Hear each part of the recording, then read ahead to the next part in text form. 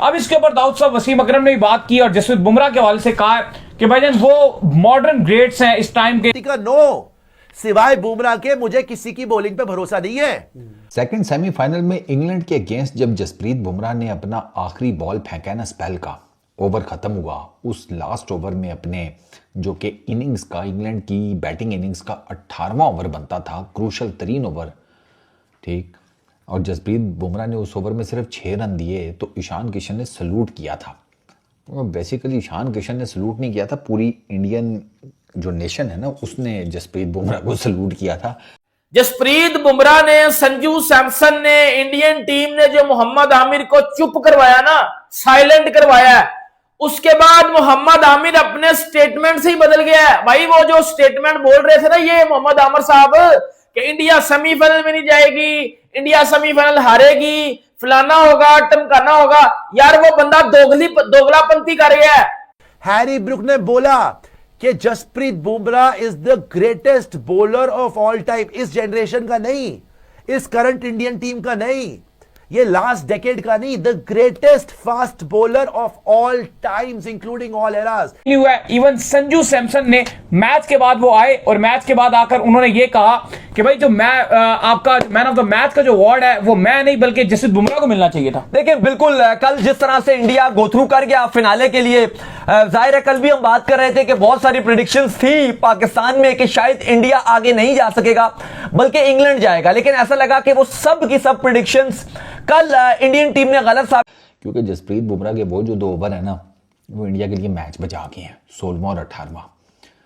16वां over start हुआ था, आखिरी 5 ओवर की फेज का पहला ओवर था और इंग्लैंड को रन चाहिए थे 69, ठीक है। अब आप इक्वेशन देख लें कि इंग्लैंड 7 रन से मैच हारा है। जय हिंद साथियों, कल बुमराह ने जिस तरह से बॉलिंग किया उससे इंग्लैंड की टीम चौंक गई, क्योंकि साथियों उनके बल्लेबाज भी कल फॉर्म में थे, लेकिन बुमराह ने उनकी गति को धीरे कर दिया। और साथियों हैरी ब्रुक ने भी उनकी जमकर तारीफ की बुमराह की, क्योंकि साथियों उन्हें अंदाजा हो गया था कि 50% मैच वो बुमराह की वजह से हार गए, क्योंकि उनके बल्लेबाज जो जिस फॉर्म में थे वो रुकने का नाम ही नहीं रहते।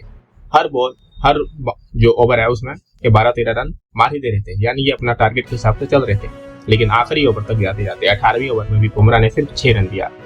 ये बात साथियों कमाल की थी और इसमें साथियों इंडिया मैच जीतने में और चांस इनका बढ़ गया और साथियों इंडिया कल मैच जीता और फाइनल में भी पहुंचा। लेकिन साथियों पाकिस्तान के जो प्रेडिक्शन करने वाले बंदे थे वो अब नजर नहीं आ रहे, अब वो फाइनल पर प्रेडिक्शन कर रहे हैं, ठीक है।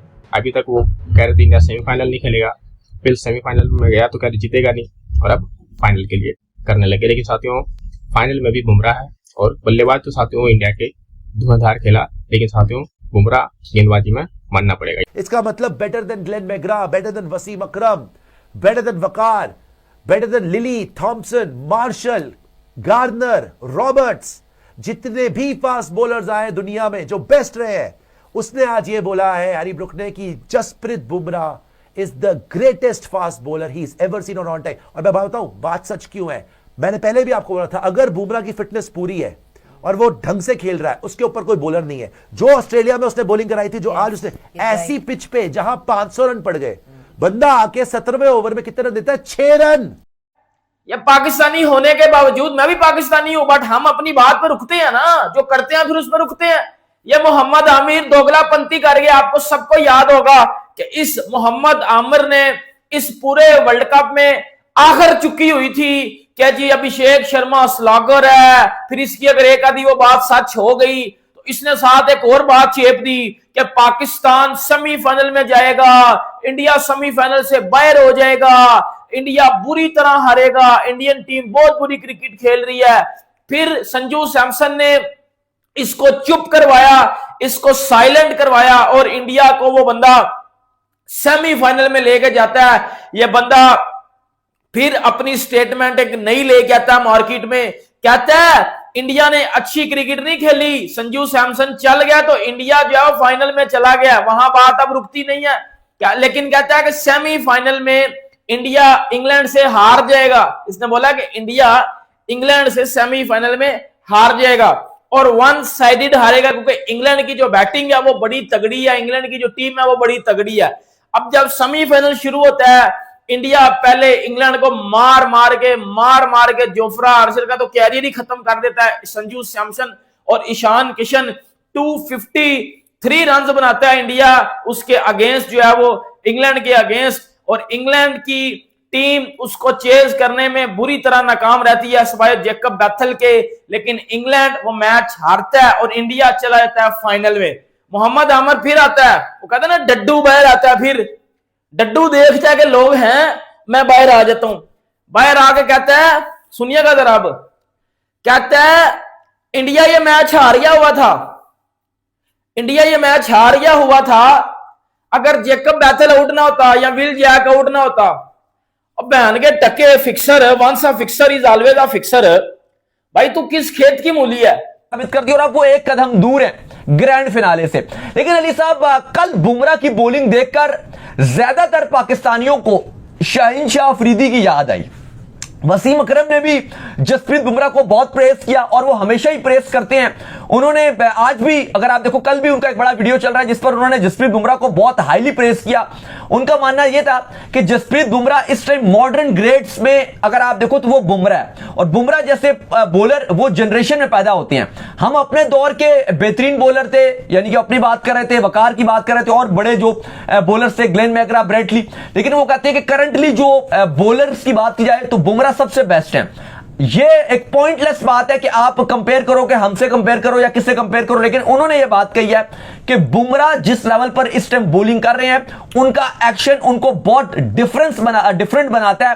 कंपैरिजन अगर आप करो, बाकी भी बॉलर वहां पे खेल रहे थे, इंग्लैंड के बॉलर खेल रहे थे जोफ्रा आर्चर, और जोफ्रा आर्चर की दुनिया में हाइप है। अगर आप करंटली 4-5 बड़े बॉलर्स की नाम बात करते हो, Mitchell Starc, Jofra Archer, Jasprit Bumrah, Kagiso Rabada, वहां पे हम शाहीन की भी बात कर जाते हैं। अगर आप कंपैरिजन करो, जोफ्रा को कल 7 छक्के पड़े, और T20 वर्ल्ड कप की हिस्ट्री में बदतरीन बॉलर्स की बात करो तो ये सबसे ज्यादा छक्के हैं।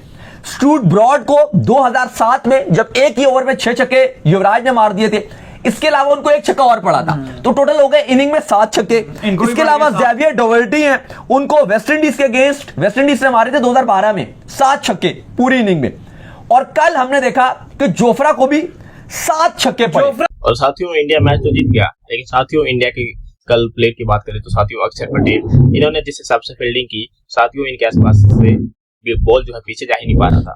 बाउंड्री 6 जाने वाली थी, लेकिन अक्षर पटेल ने वो भी बचा लिया, और इसमें साथियों इंडिया का और जो है चांस बढ़ता जा रहा था और इंडिया मैच जीता। फील्डिंग इनकी लाजवाब रही, और साथियों इंडिया का हर बल्लेबाज जो भी बल्लेबाजी करने आ रहे थे वो जबरदस्त 200 के स्ट्राइक रेट पर खेल के रन मारकर निकलते जा रहे थे। तभी तो साथियों इंडिया का जो रन है ढाई सौ सुपर हो गया था, और एक बॉलर को अच्छा खासा चांस मिला। वरुण चक्रवर्ती ज्यादा पीटे, लेकिन कोई बात नहीं, बाकी बॉलर ने संभाले, जैसे कि साथियों हार्दिक पांड्या ने, और बुमराह तो साथियों लाजवाब। इनकी इकोनॉमी तो 6-7 ही रहती है किसी भी मैच में, इससे ज्यादा नहीं जाती है, ठीक है। अब इससे ज्यादा अगर कोई किसी मैच में मार दे तो समझो कि वो बल्लेबाज का लक है, वरना बुमराह साथियों हमेशा परफॉर्म करने वाला बॉलर है।